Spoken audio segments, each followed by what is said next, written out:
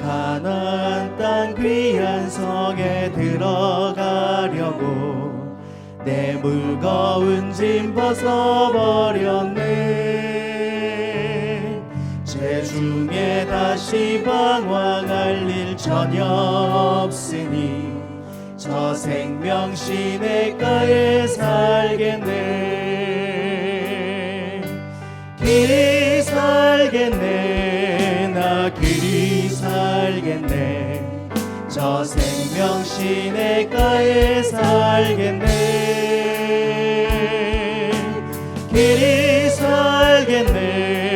나 길이 살겠네. 저 생명 시냇가에 살겠네. 내 주린 영혼 만나로서 먹여주시니 그 양식 내게 생명 되겠네.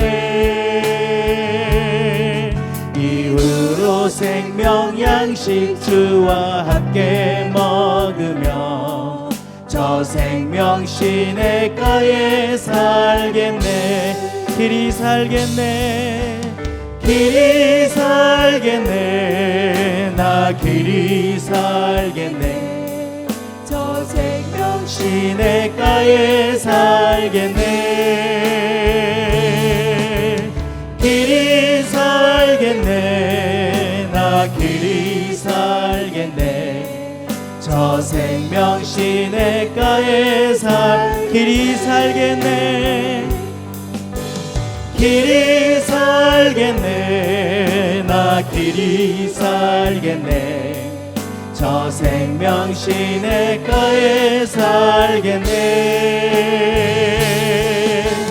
길이 살겠네. 나 길이 살겠네.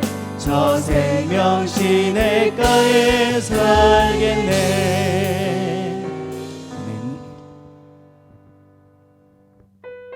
우리 주님의 이름을 높여드립시다.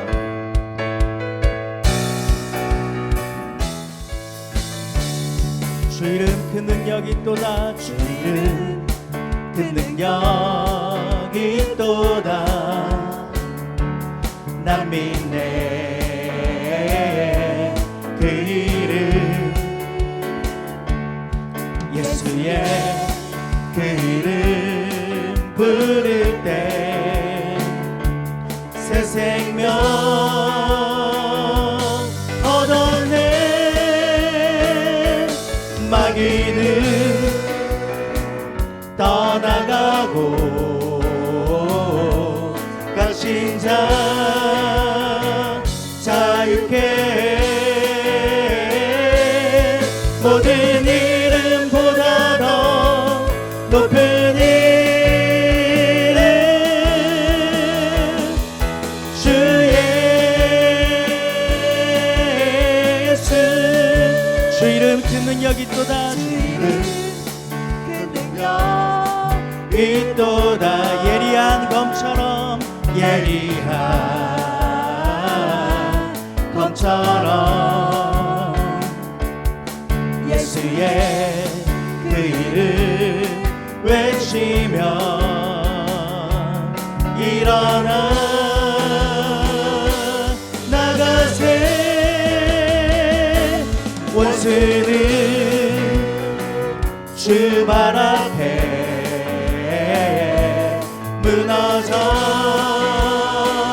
떠나가네. 모든 이름보다 더 높은 이름 주의. 마귀는 떠나가고 마귀는 떠나가고 가신 자 자유케. 모든 이름보다 더 높은 이름 주 예수. 오라 우리가 여호와의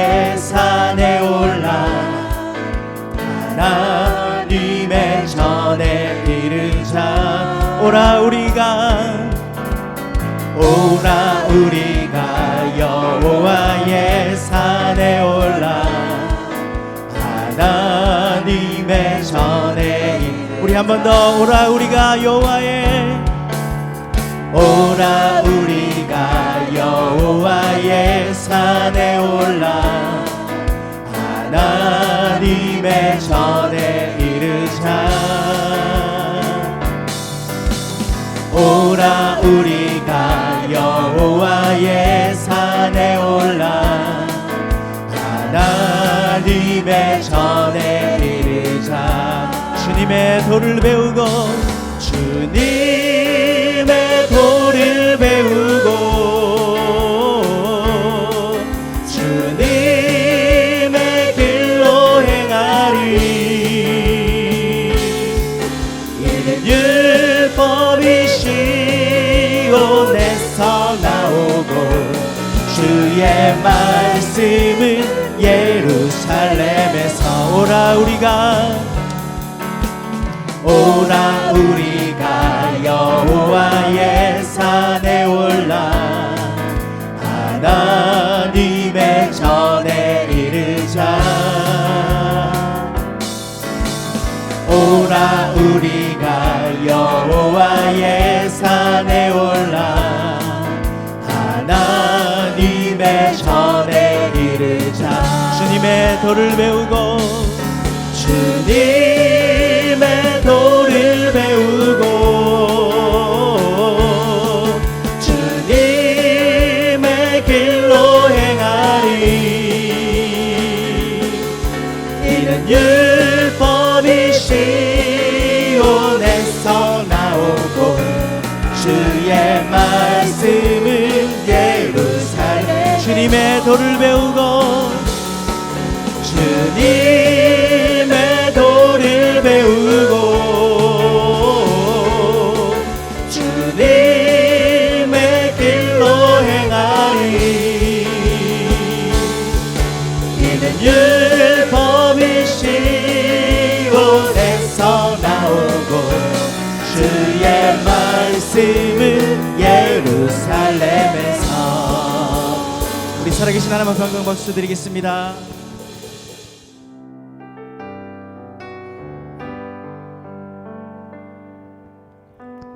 모든 민족과 방언들 가운데 수많은 주 백성 모였네 주의 보혈과 그 사랑으로 진 백성 삼으셨네 주를 향한 감사와 찬양을 말로 다 표현할 수 없네 다만 내 소리 높여 온 마음 다해 찬양하리라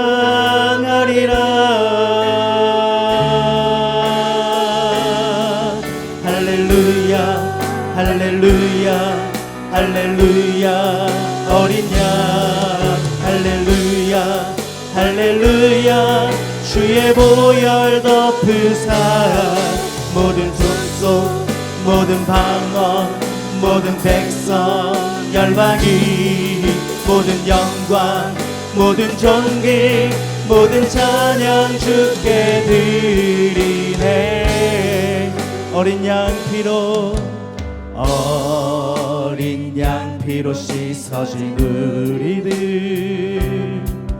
은혜로 주 앞에 서 있네 주의 이름으로 자녀된 우리 겸손히 구하오니 우리 두 손 들고 주의 능력 우리에게 주의 능력 우리에게 베푸사 주를 더욱 함께 하소서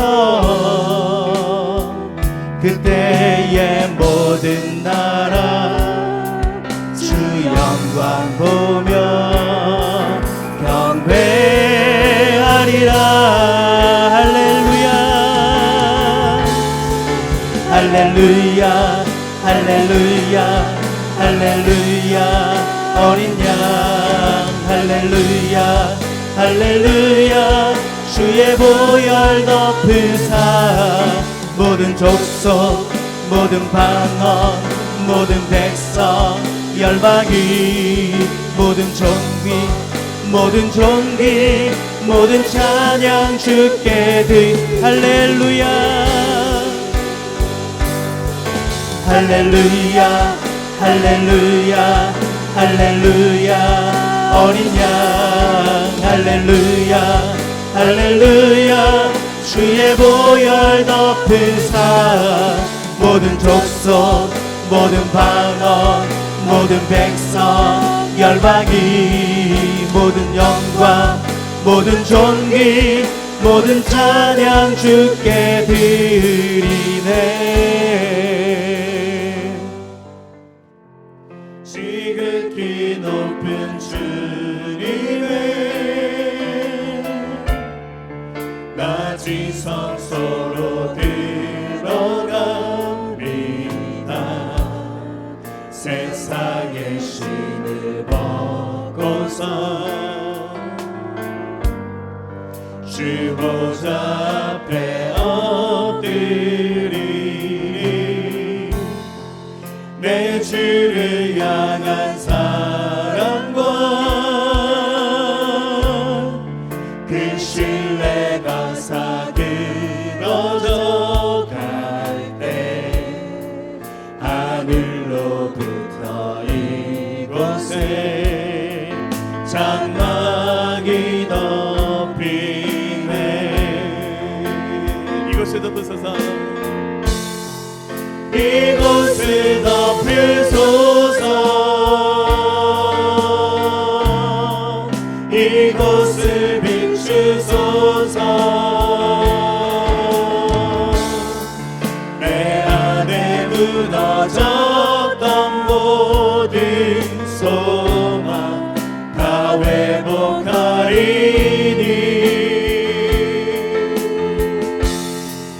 이곳을 지나소서 이곳을 만지소서. 내 안에 죽어가는 모든 예배 다 살아나리라.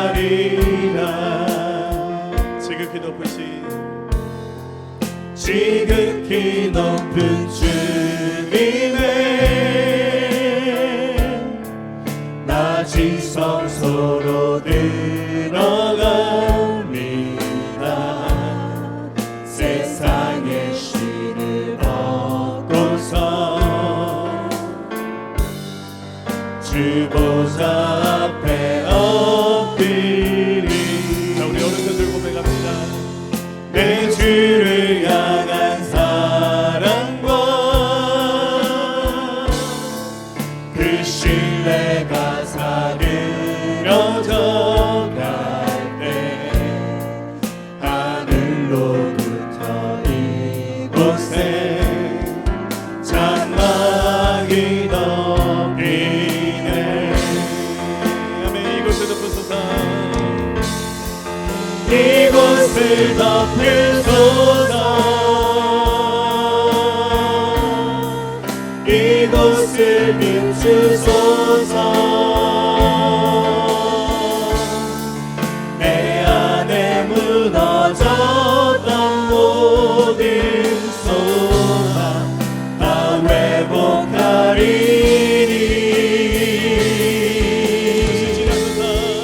이곳을 지나소서 이곳을 만지소서. 내 안에 죽어가는 모든 예배 다 살아나리라. 이곳을 덮으소서 이곳을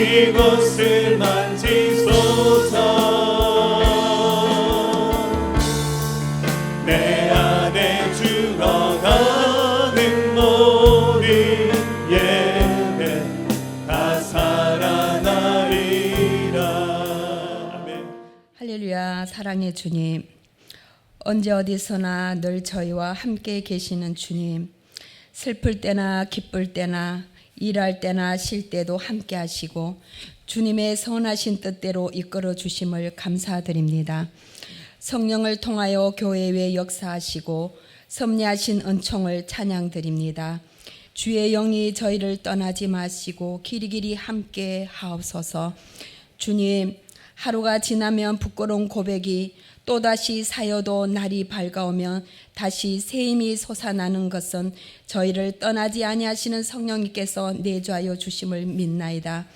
자주 절망하여 허물을 영원히 떨쳐버릴 수 없는 연약한 저희들을 용서하여 주시고 성령의 충만함을 얻어서 저희들의 삶을 통해 풍성한 열매를 많이 맺을 수 있게 도와주시옵소서. 하나님의 나라는 말에 있지 아니하고 오직 능력에 있음이라 하셨사오니 저희들마다 성령의 능력을 힘입어 담대하고 권세 있는 복음의 증인들이 되게 하여 주옵소서. 지금 육체적으로 정신적으로나 또 여러 가지 문제로 고통당하는 성도들도 있습니다.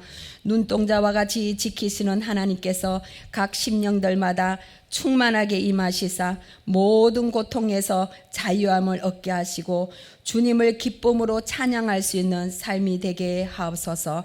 이곳에 주님의 몸된 교회를 세워주셔서 성령의 권능을 세상에 쌓아놓는 능력의 재단이 되게 하여 주셨사오니 성령의 충만한 교회가 되게 하시고 진리의 빛을 밝게 비출 수 있는 은혜 충만한 교회가 되게 하옵소서. 하나님 아버지, 하루빨리 코로나가 종식되어서 많은 사람들이 두려움의 공포에서 벗어나게 하시고 이 나라 경제가 어렵습니다. 하루속히 회복하여 주시옵소서. 주일을 맞아 말씀을 전하실 주실 목사님께 기름 부어 주셔서 선포되는 말씀이 저희들의 굳은 심령을 쪼개어 치료와 위로와 변화가 임하는 하나님의 능력의 말씀이 되게 하옵소서.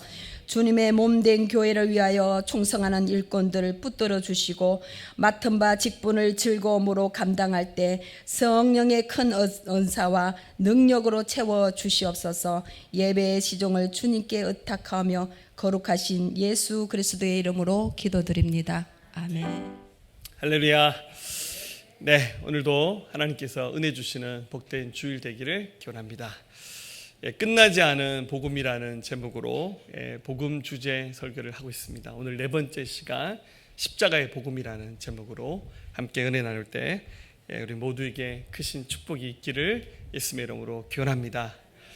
특별히 오늘 이 말씀 들으면서 교회를 처음 오셨던 분이든 오래 다니셨던 분이든 간에 복음의 의미를 알지 못하고 생명에 이르지 못한 분들이 있다면 이 복음 말씀을 통해서 예수님을 믿고 생명에 이르는 귀한 축복이 있기를 예수님의 이름으로 기원합니다. 어떤 주제보다도 결코 소홀히 다룰 수 없는 주제의 말씀은 바로 복음입니다. 그래서 저는 할 수만 있다면 1년에 적어도 한 번 이상은 주제 설교로 복음 말씀을 전하려고 합니다.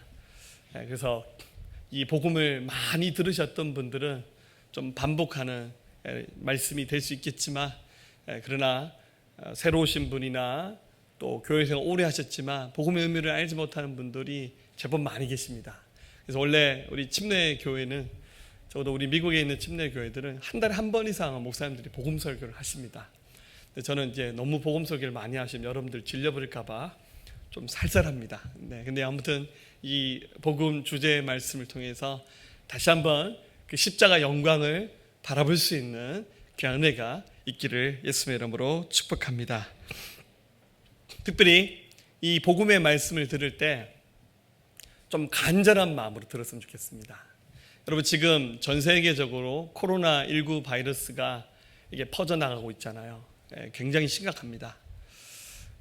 우리나라도 지금 이 전염병이 막 10명 이하로 하루 확진자가 이렇게 떨어져서 좀 잡히는가 했는데 또 집단 발병이 많은 곳에 모이는 곳에서 또 발생하다 보니까 참 쉽지 않은 것 같아요. 근데 그래도 우리는 많이 이것이 그래도 좀 잡혀져 가고 있지만 전 세계 다른 나라들을 보면 쉽지 않습니다. 며칠 전에 한번 페이스북에 제가 한번 글을 링크한 적이 있는데요. 그 브라질 아만존에 있는 원주민들은 80% 이상이 감염됐다고 하는 현재 살고 계신 선교사님이 그렇게 전하는 얘기를 들었습니다. 그게 정확한 데이터인지는 모르겠지만 현지인의 80% 이상이 감염됐다는 것은 굉장합니다. 그래서 이 전 세계 많은 나라들이 이것 때문에 다 이게 골머리를 썩힐 만큼 또 굉장히 어렵게 씨름을 하면서 대항을 하고 있습니다. 감사하게 그 미국에서 이 바이러스를 잡는 백신이 개발돼서 임상 실험을 했을 때 거의 100% 항체가 생기는 결과가 났다고 합니다. 렘데시비르 이름이 뭐 그렇다는데 우리나라에서도 이거 일부 수입해서 이게 식약청에서 이거 그 이제 허가를 받아서 일부 사람들에게 그 실험을 하고 있답니다. 근데 여러분들 적어도 지금 여기 예배 오신 분들은 다 건강하시잖아요. 할렐루야. 그래서 뭐 코로나 바이러스 백신이 만들어지든 안 만들어지든 별로 나랑 상관없는 거다 이렇게 생각하시면서 그냥 그렇게 생각하시지만 이 유병 환자들에게 이미 좀 그 고질적인 기저 질병이 있는 분들에게는 코로나 바이러스가 좀 치명적입니다. 적어도 연세 한 60, 70, 80 되신 분들 치사율이 나와 있죠. 우리나라도 1% 조금 더 넘는 저 자료에 의하면 되는데 지금 다른 나라는 굉장히 높습니다. 이탈리아는 너무 심해서 그래프가 넘어가 버렸네요. 그러니까 그 기저 질병을 가진 분들에게는 치명적인 거예요. 그래서 이분들은 지금 계속 뉴스를 보면서 백신 언제 만들어지나, 그리고 저 백신 언제 저게 상용화되어서 저거 예방주사 맞을 수 있나, 치료제 맞을 수 있나, 그런 생각을 갖고 있어요. 근데 건강한 사람들은 뭐 무슨 치료제가 만들어지든 아니든 그렇게 크게 관심이 없죠. 그죠? 자, 오늘 드리는 이 복음의 얘기가 나랑 상관이 없는 말씀으로 듣지 않았으면 좋겠어요. 나에게 꼭 필요한 말씀. 여러분 정말 진지하게 자기의 삶에 대해서, 자신의 구원에 대해서 고민을 하시면서 이 말씀을 들었으면 좋겠습니다. 오늘은 원색적인 복음 이야기를 여러분과 하려고 합니다. 이 복음 얘기를 통해서 이 말이 나와 전혀 상관없는 메시지가 아니라 정말 나에게 간절하게 필요한 저 코로나 바이러스 치료 백신 같은 그런 말씀으로 이 말씀 여러분들 받을 수 있기를 예수의 이름으로 부탁드립니다.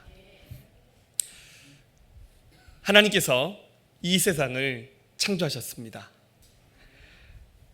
창세기 1장 1절 태초에 하나님이 천지를 창조하셨다라고 성경은 말씀하고 있습니다.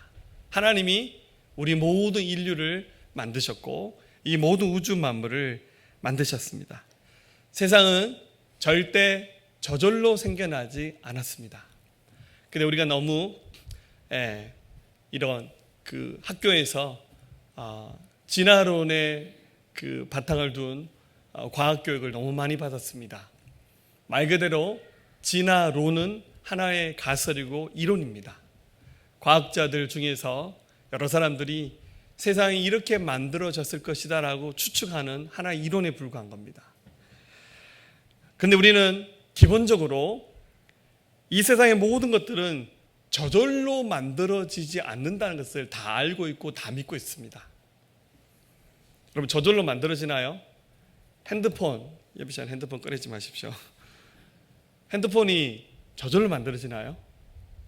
여기다 뭐 금속에다가 플라스틱에다가 뭐 이렇게 그런 재료들을 수북이 쌓아놓고 기도하는 거죠. 핸드폰 만들어져라, 핸드폰 만들어져라. 굉장히 무식한 기도죠. 만들어집니까? 우리는 모든 것들이 저절로 만들어지지 않는다는 것을 굉장히 합리적으로 잘 이해하고 잘 받아들이고 있습니다. 그게 상식이죠. 그런데 유독 굉장히 오래 전에, 내가 살아보지 않았던 시절, 인류가 생겨나기 전에 이 우주는 저절로 생겨났을 것이다. 그렇게 생각하고 믿습니다. 굉장히 황당한 생각입니다. 핸드폰 하나도 저절로 만들어지지 않는다고 우리는 알고 있어요. 그런데 굉장히 오래전 그 과거의 시간에 우주도 저절로 생겨났고 지구도 저절로 생겨났고 생명체도 저절로 생겨나서 동물, 식물이 만들어졌다고 그렇게 생각을 해요. 희한하죠. 근데 그거를 다 받아들여요. 굉장한 믿음입니다. 어떻게 이 세상이 저절로 창조될 수 있습니까? 제가 이 예화를 종종 드는데요. 한번 설명을 드릴게요. 생명체를 이루고 있는 가장 작은 단위가 세포잖아요. 세포 하나가 저절로 생겨날 확률이 얼마나 희박하냐면 10의 130분의 1보다 작습니다. 이걸 제가 분수로 한번 해보려니까 제 키노트에서는 이 분수가 잘 안 돼가지고, 그러니까 10의 130승의 1입니다. 이거보다 더 작습니다. 수학에서 10의 50분의 1은 0으로 취급한다는 거죠. 자, 이해가 안 되시죠? 네. 그러니까 수학에서 불가능한 숫자보다 훨씬 더 멀리 가 있는 확률입니다. 이것이 가능할 때 세포 하나가 저절로 생겨날 수 있다는 거예요. 사람이 만들어진다는 말이 아니에요. 세포 하나가 저절로 생겨날 확률이 그만큼 희박한데 이것은 수학적으로는 불가능한 겁니다. 좀 더 이해를 돕기 위해서 벼락을 연속 7번 맞는 확률, 이 확률 별거 아닙니다, 여러분들.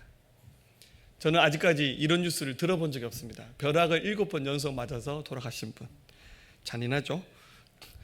우리가 너무 기대하는 로또 복권 1등의 확률이 1000만 분의 1이 되지 않습니다.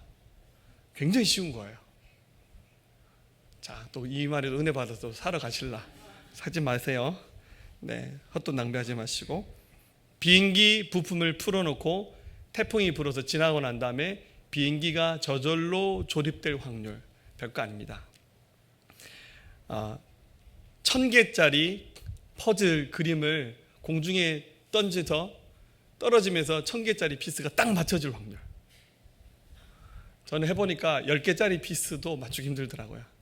이것을 확률적으로 계산하면 1000만 명의 사람들이 1분에 한 번씩 이 판을 맞춘다고 계산했을 때 10억 년 동안 시도하면 한 번 정도 성공할 수 있답니다. 그런데 이것이 세포 하나가 저절로 생겨날 확률보다도 더 낮습니다.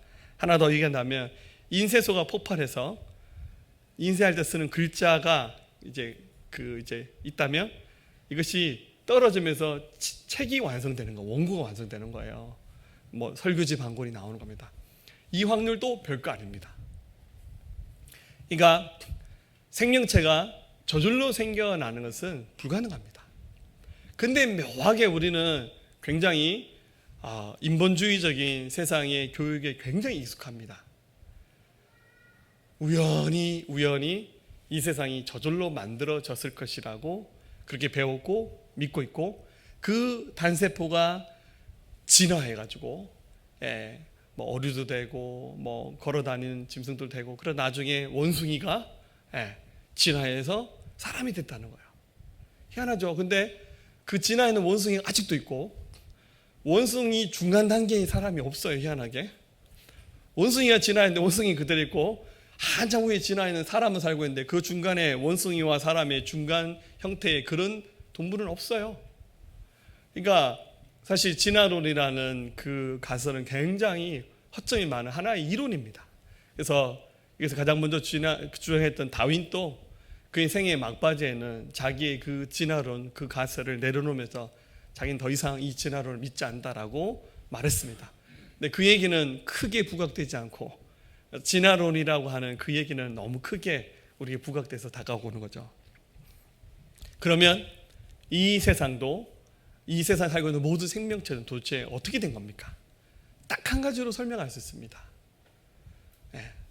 바로 창조주 하나님에 의해서 창조되었다는 겁니다. 만들어졌다는 겁니다. 특별히 하나님이 세상을 6일 동안 창조하셨고 6일째 되는 날 인간을 창조하셨습니다. 창세기 1장 27절, 하나님이 자기 형상 곧 하나님의 형상대로 사람을 창조하시되 남자와 여자로 창조하셨다. 하나님이 당신의 형상과 모양대로 인간을 만드셨어요. 그 재료는 흙입니다. 흙을 가지고 하나님이 빚으셨어요.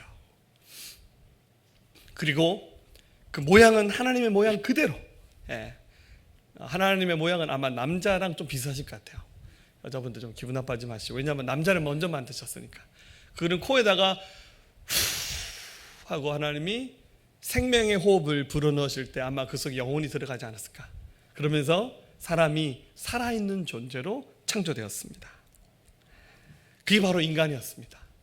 그러면서 하신 말씀이 창세기 1장 28절, 하나님이 그들에게 복을 주시며 하나님이 그들에게 이르시되 생육하고 번성하여 땅에 충만하라, 땅을 정복하라, 바다의 물고기와 하늘의 새와 땅에 움직이는 모든 생물을 다스리라. 인간을 하나님의 대리자로 이 땅 가운데 세우셔서 이 땅 가운데 충만하고 정복하고 다스리는 역할을 하나님이 인간에게 위임하셨습니다.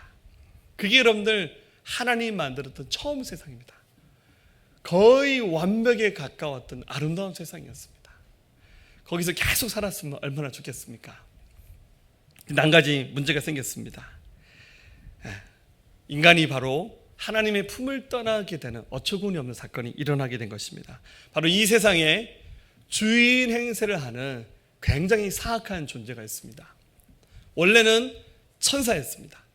천사들 세계에도 그 직급이 있는데 천사장 중에 루시퍼라고 하는 천사가 있었습니다. 성경에서 찾아보면 하나님을 찬양하는 음악을 담당하는 천사장이었던 것 같습니다. 근데 이 루시퍼가 하나님을 향해서 반역을 일으켰습니다.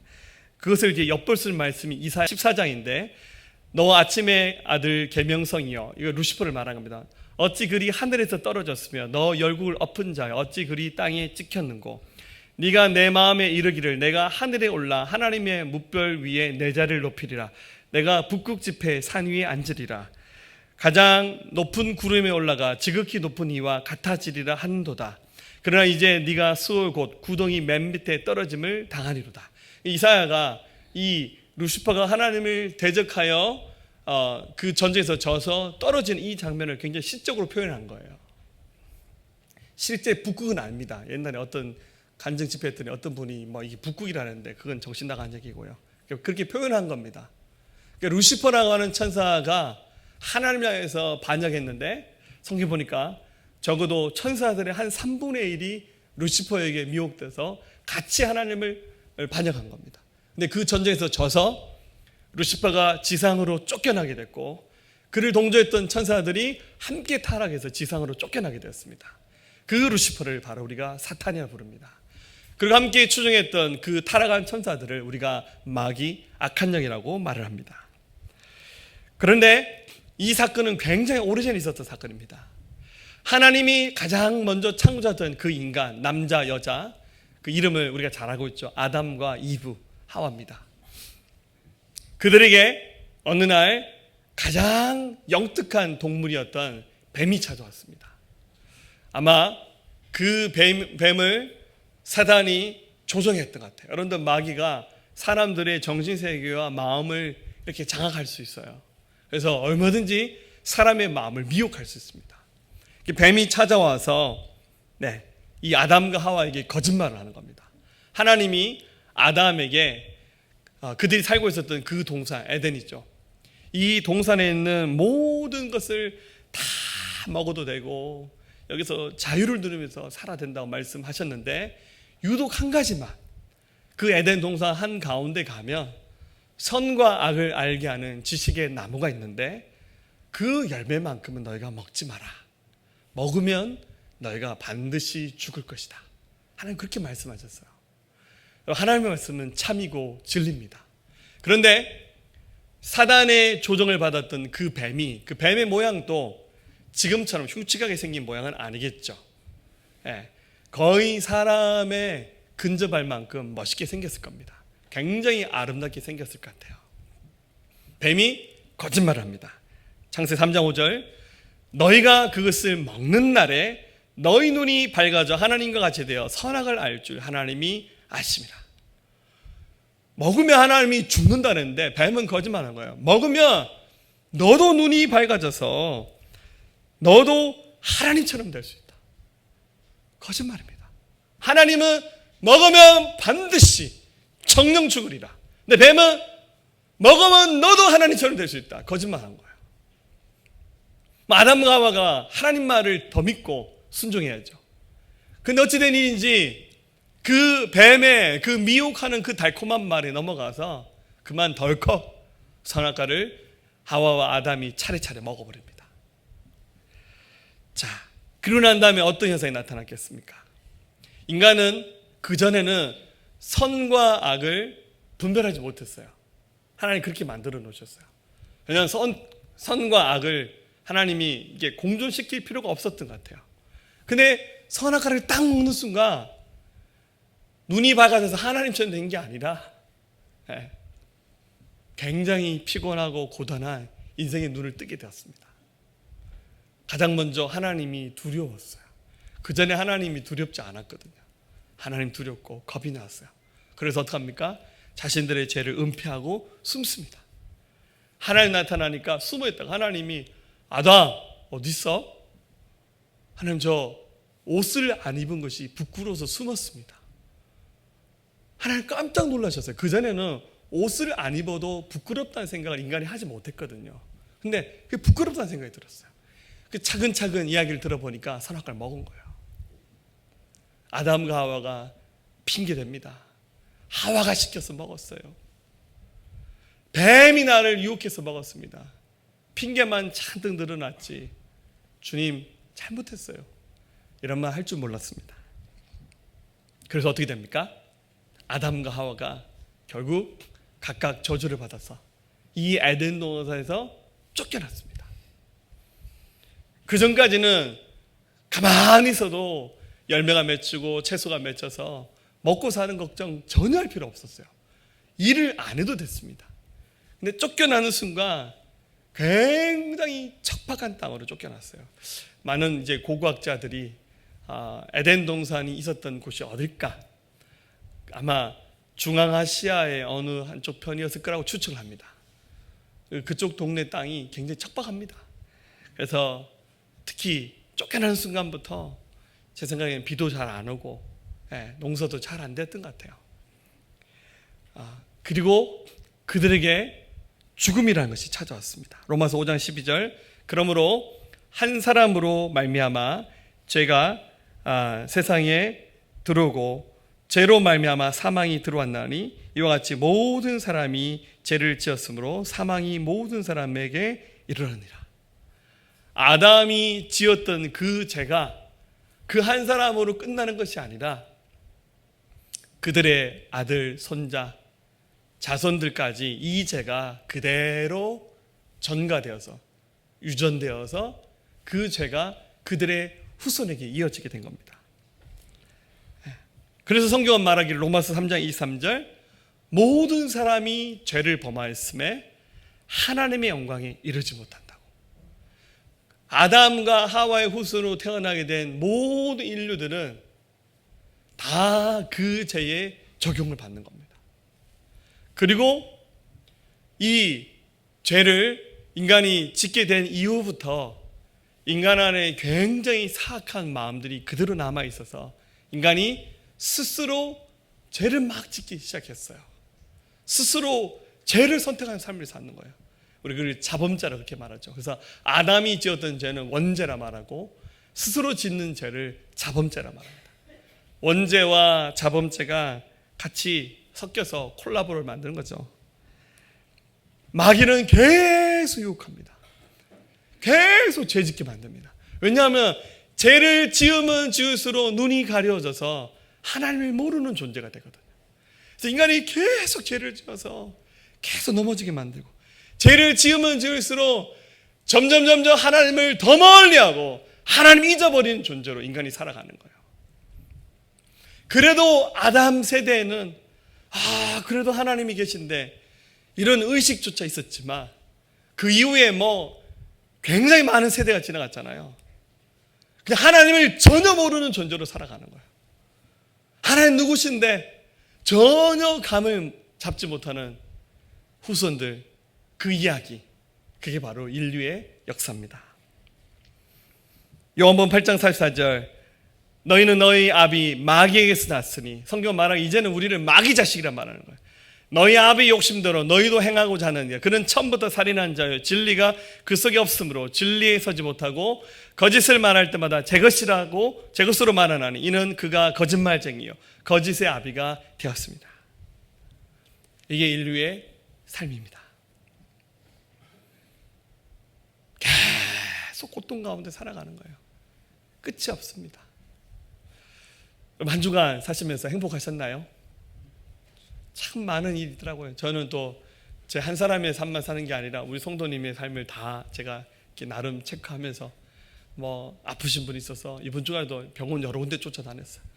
뭐 병원에도 가기도 하고 또 문제가 있는 분 만나서 상담도 해드리고 기도도 해드리고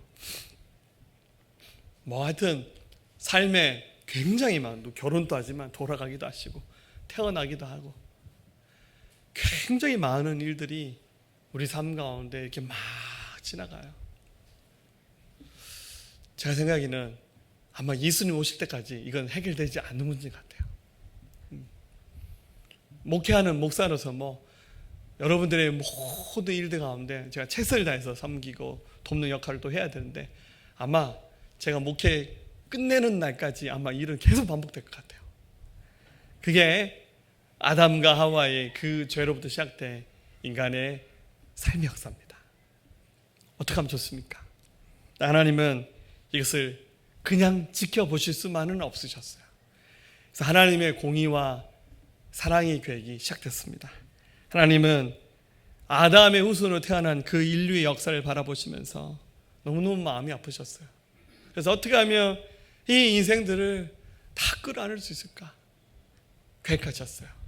그래서 하나님께서 하나님의 아들을 보내셔서 이 인생들을 구원할 계획을 세우셨습니다. 왜냐하면 하나님은 죄대로 인간을 심판하셔야 되는 공의의 하나님이시거든요.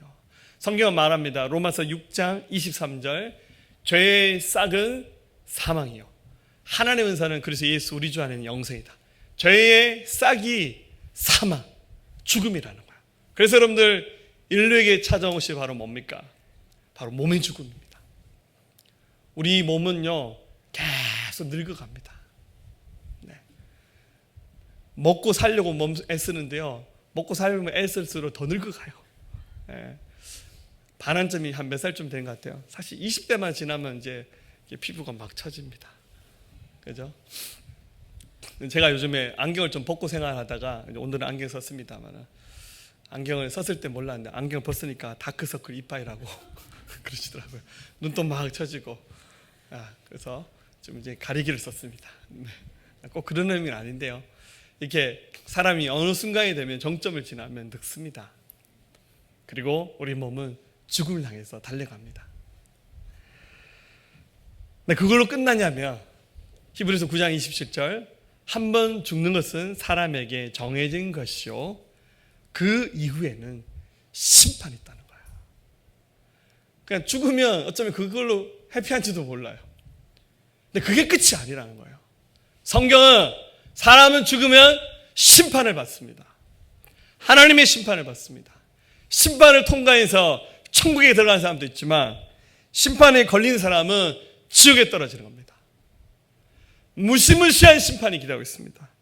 계시록 21장 8절 그러나 두려워한 자들과 믿지 아니한 자들과 흉악한 자들과 살인자들과 음행자들과 점술가들과 우상 숭배자들과 거짓말하는 모든 자들은 불과 유황으로 타는 못에 던져지리니 이것이 둘째 사망이라.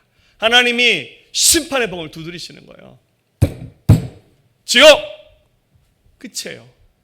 뭐 세상 재판은 뭐 1심, 2심, 3심 뭐 이런 것도 있고 뭐 그런 제도가 있지만 그건 다 은혜로 봐주는 재판입니다. 하나님의 심판은 영원한 거예요. 지옥의 심판대를 그 앞에 서서 하나님의 판결을 받게 되는 자는 지옥에 들어가서 절대 나오지 못합니다. 영원의 심판을 받습니다. 어찌하면 좋습니까? 유명한 독일의 신학자 중에 본헤퍼라는 목사님 계시죠. 우리 교회에서 자주 부르는 선한 능력으로라는 찬양 있죠. 주 선한 능력으로 안으시네. 이 찬양의 그 가사를 우리 그 보네퍼 목사님이 감옥에서 쓰셨잖아요. 이분 원래 미국에서 목회하셨나요? 이렇게 굉장히 편안하게 성공적인 삶을 살고 있었는데 자기 고국 독일에 히틀러라는 전쟁 미치광이가 등장해서 유대인들 확살하면서 막 세계 전쟁을 일으켰을 때 스스로 자기 고국으로 돌아가서 거기서 히틀러를 향해서 대항 운동을 펼쳤습니다. 좀 진보적인 신학자였죠. 그래서 이제 독일 교회를 대표하는 지도자로서 히틀러 향해서 대항을 하면서 특별히 보네퍼 목사님이 암살단을 만드셨어요. 그래서 히틀러를 암살하는 일을 하려고 했죠. 유명한 말 있잖아요. 미친 운전사가 마구 차를 몰며 사람들을 치어 죽이고 있습니다. 우리가 기도해야 됩니까? 아니면 차에 올라타 그 미친 운전사를 끌어내려야 합니까? 그래서 이제 암살단을 만들어서 히틀러를 제거하려고 했죠. 근데 붙잡혔습니다. 그래서 감옥에서 결국 사형 선고를 받고 결국 형장 이슬로 사라지셨습니다. 근데 이 또 예수를 믿는 분이니까 천국에 가니까 그 뜻을 이루지 못했지. 아마 하나님께서 막으셨던 것 같아요. 그런 방법으로 히틀러를 막기를 원하지는 않으셨던 것 같아요. 근데 이 히틀러를 이제 죽이지 못하고 감옥에 갇혀서 오히려 사형을 받았던 보네퍼 목사님이 썼던 글 중에 굉장히 유명한 얘기가 있는데요. 자신이 사형 선고 받기 며칠 전에 꿈을 꿨답니다. 그 꿈에 교수형을 당하는 그 사형대 위에 히틀러가 있더라는 거예요. 그 히틀러가 단두대에서 사형을 당하는데 히틀러가 이렇게 말하더랍니다. 세상에 있는 동안 이런 심판에 대해서 아무도 나에게 말해주지 않았어요. 너무 가혹합니다. 억울하다면서. 그러면서 죽는 그런 꿈을 꾼 거예요. 그래서 보네퍼 목사님이 그 꿈을 꾸고 난 다음에 가슴을 치며 후회했답니다. 내가 목회자로 신학자로서 시대 정신을 가지고 정의를 외치면서 히틀러를 암살할 그런 계획을 꾸었지, 내가 히틀러에게 복음을 전하겠다는 생각을 왜 하지 못했을까? 굉장히 후회하시면서 한탄했다는 유명한 에피소드가 있습니다. 여러분, 하나님의 공의와 사랑, 하나님은 사랑이시지만 죄에 대해서는 하나님께서 한치 오차 없이 엄히 심판하셔야 되는 분이 바로 우리 하나님이세요. 우리 인간들은 그 하나님의 엄중한 심판을 절대로 피할 수 없습니다. 그래서 하나님께서 이 하나님의 공의와 사랑의 법을 함께 완성하기 위해서 바로 하나님의 아들 예수님을 이 땅 가운데 보내주셨습니다. 바로 하나님께서 인간들이 스스로 해결할 수 없는 그 무시무시한 죄악을 바로 하나님의 아들 예수님에게 대신 맡기신 거예요.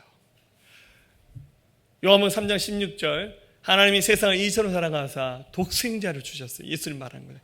이는 그를 믿는 자마다 멸망하지 않고 영생을 얻게 하려 하십니다.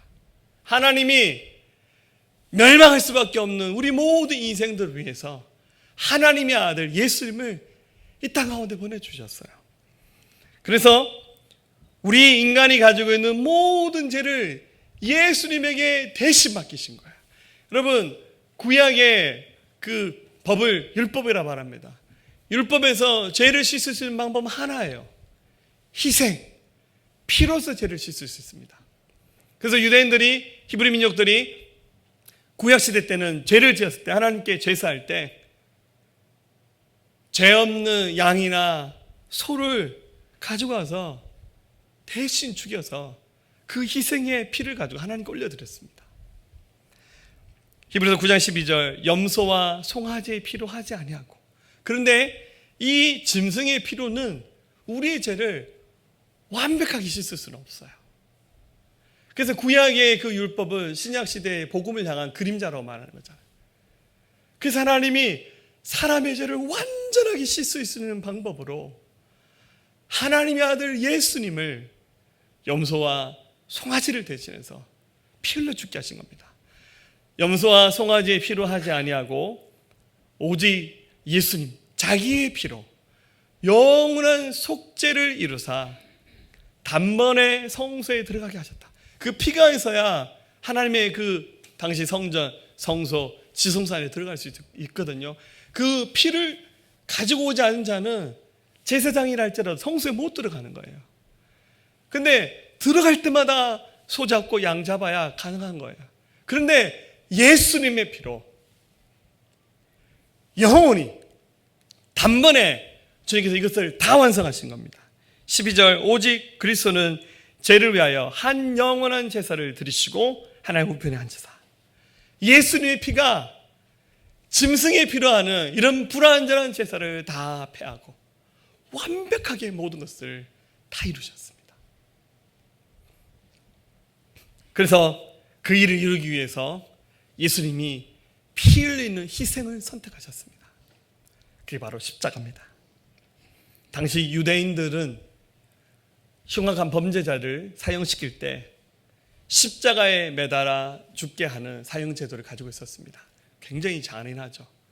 이 사람을 한 번에 죽이는 게 아니라 십자가에 못 박아서 이 못이 사람의 손과 그 발목 뼈를 부서뜨리고 나무에 박혀 있는 동안 그 못에 있는 쇠 독이 사람의 몸을 타고 들어가면서 몸이 퉁퉁 부어오르고 그리고 피를 계속 쏟아서 시신하게 만들고 결국에는 호흡 곤란이 와서 죽게 만드는 사형제도입니다. 좀 심한 경우는 2, 3일 정도 십자가에 사람을 매달았는데 사람이 안 죽는데요.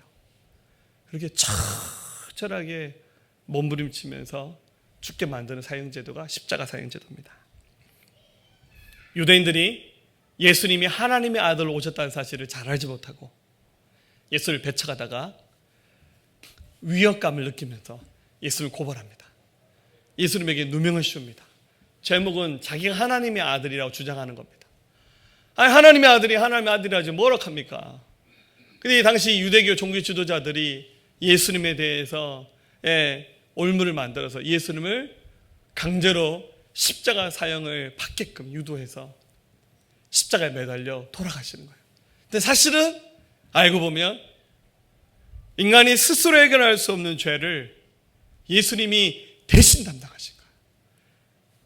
인류의 모든 죄를 하나님이 예수님에게 다 맡기신 거예요. 그래서 예수님이 십자가에서 매달려 운명하시는 그 순간 힘이 없어서 붙들려서 막 처절하게 몸부림치며 돌아가신 것이 아니에요.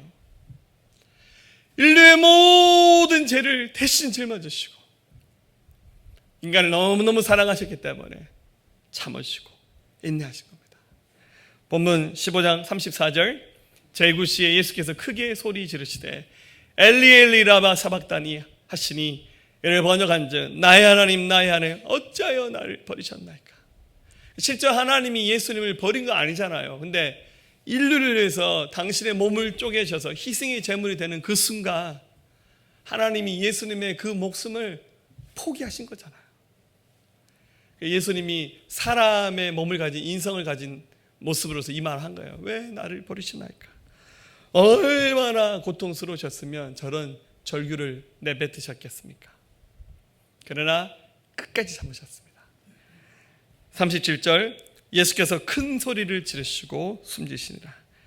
38절 이에 성소 휘장이 위로부터 아래까지 찢어져 둘이 되니라. 즉 아까 피를 가지고 성소 안에 들어갈 때 가장 깊은 곳을 지성소라 하는데 그 중간에는 휘장이 있습니다. 굉장히 두꺼운 커튼이 있는데 그 안은 대제사장만 들어갈 수 있어요. 그런데 예수님이 십자가에서 운명하신 순간 그 휘장이 찢어져 버렸습니다. 누구라도 예수께서의 피를 의지하면 성소, 지성소, 더 깊은 하나님의 임재와 능력이 나타나는 것까지 들어갈 수 있는 길을 우리 하나님께서 열어주셨어요. 그래서 누구든지 바로 이 십자가에서 당신의 목숨을 쪼개신 예수님의 그 위대하신 사랑을 알고 이것이 바로 나를 위하여 생하신 하나님의 놀라신 사랑의 계획으로 알고 이것을 믿고 받아들이면 모든 죄가 용서받게 되고 그 사람은 하나님의 자녀가 되는 자격을 얻게 되는 것입니다.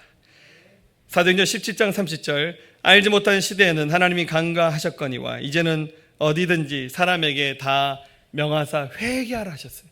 그래서 이 복음을 듣는 사람들은 회개하면서 주의 이 복음 앞에 서야 돼요. 31절에 이는 정하신 사람으로 하여금 천하를 공의로 심판한 날을 작정하시고 이에 그를 죽은 자 가운데 다시 살리신 것을 모든 사람에게 믿을 만한 증거를 주셨다고. 예수 그리스도의 그 부활, 그분이 십자가에서 죽으시고 다시 살아나신 것을 통해서 믿을 수 있는 가장 확실한 증거를 주셨다라고 말씀하고 있습니다. 결국 생명 얻는 길은 한 가지입니다. 나의 죄를 대신해서 희생의 제물이 되셔서 목숨도 버리시고 모든 피를 다 쏟으신 바로 하나님의 아들 예수님, 그분의 놀라우신 사랑을, 희생을 받아들이고 믿게 될 때 모든 죄가 용서받게 됩니다. 그래서 주님 앞에 자신이 어마어마한 죄인이라는 사실을 고백해야 됩니다. 요한일서 1장 9절 만일 우리가 우리 죄를 자백하면 그는 미쁘시고 이로사 우리 죄를 사하시며 우리 모든 불의에서 깨끗하게 하실 거라.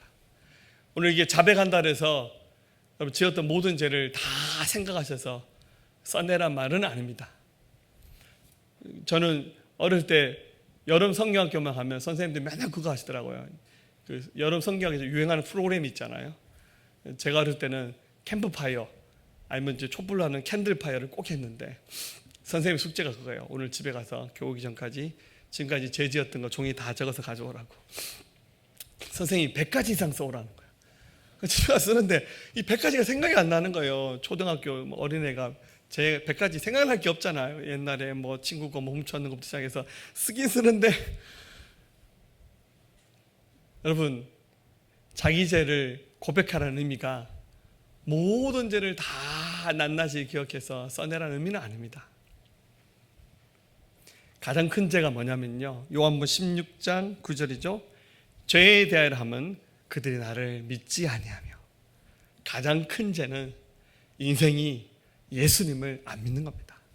하나님이 우리 생명 주시기 위해서 하나님의 아들 보내주셨는데 그 사랑을 받아들이지 않는 죄가 가장 큰 죄예요. 그래서 자기 죄를 고백한다는 말은 예수님을 알지 못하고 살면서 잘못 살아온 나의 삶을 하나님 통째로 다 회개합니다. 그게 성경에서 말하는 회개입니다. 물론 회개하다가 좀 생각나는 죄가 있으면 좀 리스트 만들어서 나열하세요. 좀 그게 더 마음이 시원하시면. 그러나 주께서 말씀하신 이 말의 의미는 예수님을 믿지 않고 내 마음대로 내가 주인되어 살았던 나의 인생 전체를 하나님께 회개합니다. 바로 그 의미입니다. 로마서 10장 9절 네가 만일 내 입으로 예수를 주로 신하며 또 하나님께서 그를 죽은 자 가운데 살리겠을 내 마음에 믿으면 구원을 받으리라. 그래서 나 예수님 믿을게요. 이 말을 입으로 고백하세요.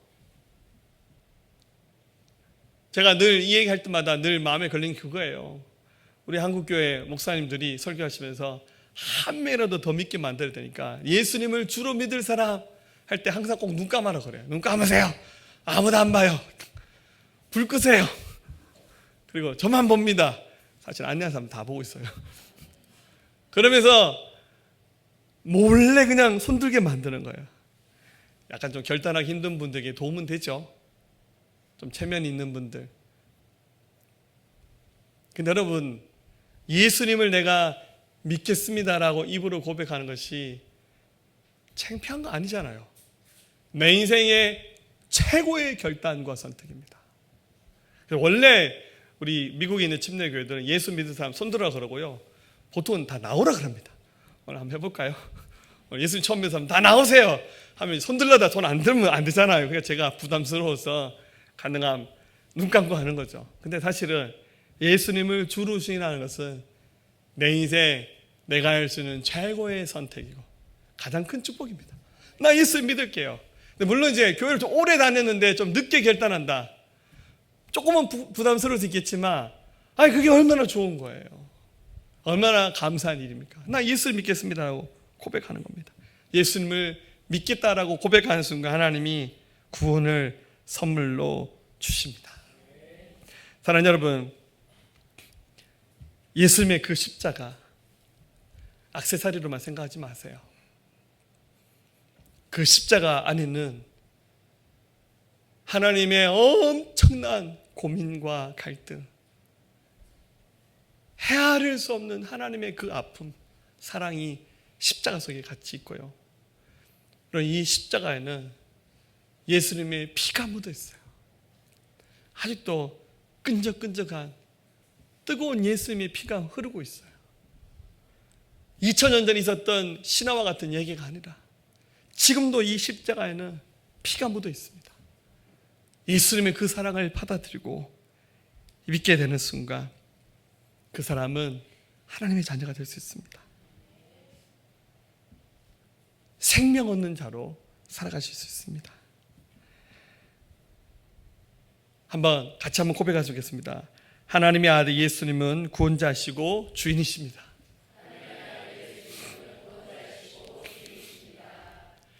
아직도 이 말이 부끄럽게 여겨지신 분이 있다면 그거 지금 잘못 이해하신 거예요.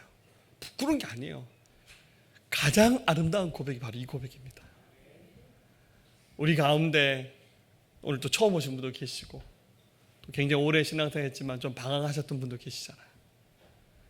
예수님을 믿는 일이 명확하지 않았다고 느껴지신다면 여러분들 나이, 신앙의 기간 그거 불문하시고 다시 한번 예수님을 자기 인생의 구원자 주님으로 모셔드리십시오. 그리고 이 시간 이후에 나는 복음 증거자로 살겠습니다라는 고백하실 수 있는 우리 모두가 될 수 있기를 주의 이름으로 축복합니다. 우리 한번 눈을 감아 보실까요? 구원받아 하나님의 자녀가 된다는 것, 이것은 우리 인생 가운데 가장 중요한 선택이고 결단입니다. 예수님을 정말 믿으셔야 됩니다. 예수님을 나의 구원자로 받아들이시고 주인으로 받아들이셔야만이 생명을 얻을 수 있습니다.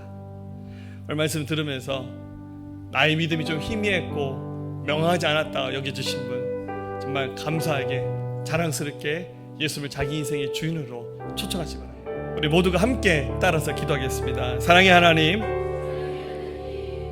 저는 죄인입니다. 예수님을 믿지 않았고 내가 주인 되어 방종하며 살아왔습니다. 그러나 이제는 예수님께서 나의 죄를 대신해서 죽으신 것과 부활하신 것을 믿습니다. 예수님을 나의 주인으로 모십니다. 나의 구원자로 믿습니다. 내 마음에 찾아와 주십시오. 영원한 생명 주십시오. 하나님 자녀 삼아 주십시오. 천국 갈 때까지 동행해 주옵소서. 예수님의 이름으로 기도하였습니다. 아멘. 네, 하나님의 그 생명이 우리 가운데 부어지고 나타날 것을 믿습니다. 우리 찬양 함께 올려드릴까요? 나 같은 죄인 살리시, 나 같은 죄인 살리시 주는 내 놀라워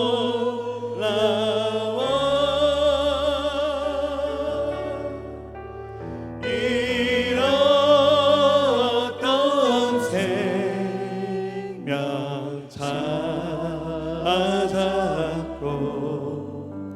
광명을 얻었네.